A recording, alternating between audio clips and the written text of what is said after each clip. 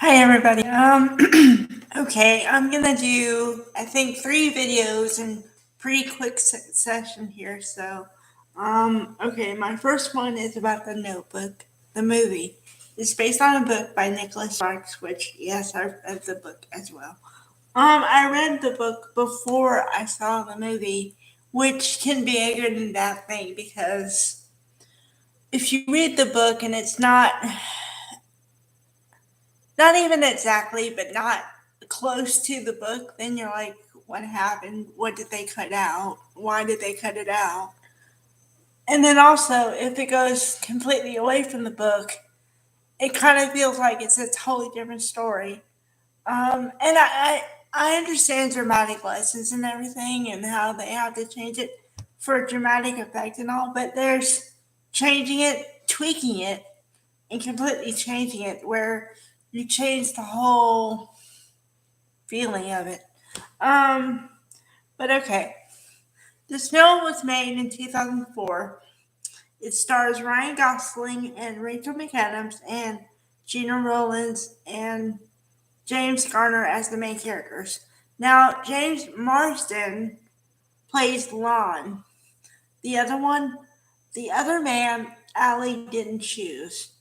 Um, okay, and there's an interesting tidbit, unless you didn't know. In case you didn't know it, Nick Cassavetes directed the film, and Nick Cassavetes is the son of Gina Rowlands. So it's a story that he asked his mom, "Hey mom, would you be in this film for me?" And she said, "Yeah, sure." So that's how she's in the film. Okay.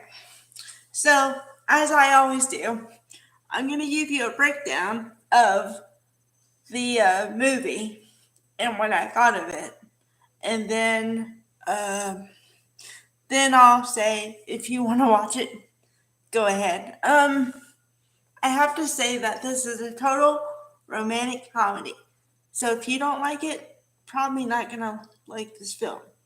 And it is a bit on the long side, but for once, I think that it needs to be that long to tell the complete story.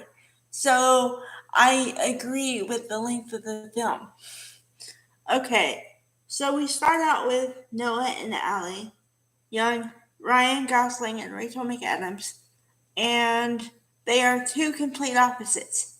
Noah is a free spirit, has no real plan for the future yet. Not that he doesn't have any direction, he just doesn't have a plan yet. Whereas Allie is very structured, comes from a good family, higher class than he is, and but her mother has expectations for her of how to be a lady and that certain ladies don't do those kind of things and stuff like that. So, um, when her mother meets Noah, she doesn't like him because I think in a way she's jealous because later on in the film, or pretty much at the same time, only a little bit later than that, Allie realizes that her mother doesn't love her father the way that you're supposed to love somebody. Um, but then her mother takes her to the past a construction site where her old boyfriend from like 25 years ago is working, and she says that was the man I wanted to marry, but my parents wouldn't let me. So she understood that her mother did understand her, but she just didn't understand why at the time. And this is before she was supposed to get married to Lon. Um, but you kind of always knew that, and she said it in the film, that she always pictured Noah proposing to her and no one else. So when someone else proposed to her, she kind of didn't know what to say, and she wasn't expecting it because she was expecting it from someone with a different face, if that makes any sense. So that's why. Um, but then also, through the course of the film, we learn that Noah is now pretty successful, an architect, and she sees his face in the paper. And when her mother sees it, she goes, "Oh crap, we're in trouble now." Um, so she's in a state of shock, and so she doesn't know what to do. So she somehow finds herself at the place where he's rebuilding their old house, and um, so she she does one of the funniest things in the movie in my mind.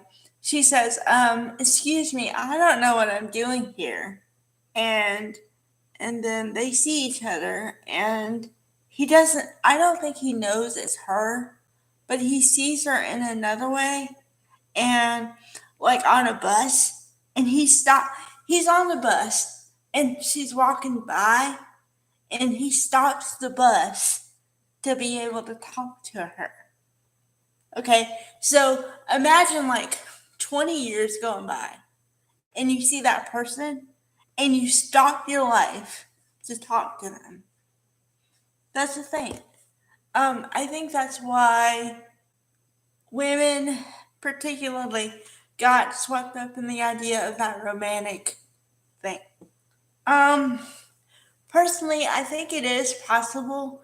I believe, okay, this is what I believe. I believe that there's always going to be that person that no matter what happens, you always give another chance. Do I think that that's a person for you?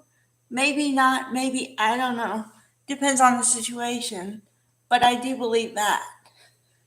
So, um, and then of course, you know, she breaks up with the fiance and she goes back to Noah. But her mother, again, disapproves.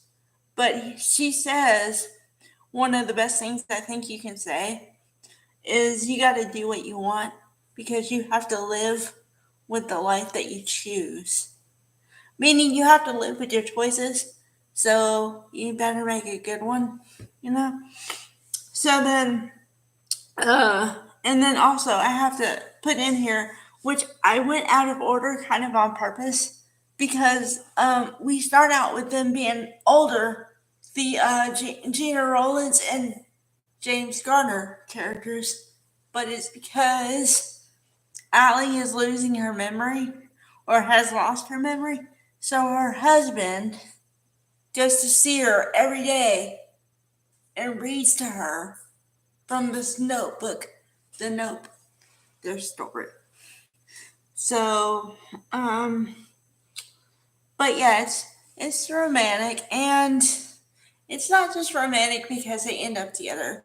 It's romantic because it's a comforting idea to think that there's one person who will stick through with you through life, no matter what happens, and die with you. Now, maybe not at the same time, but like I said, it's a comforting thought. So, is it romantic and cheesy? Yes. Is it probably unrealistic? Yes. But I think every romantic comedy has an element of that. So, yeah, if you don't mind cheesy romantic comedies and a little too long than your usual 2 hours, go for this one.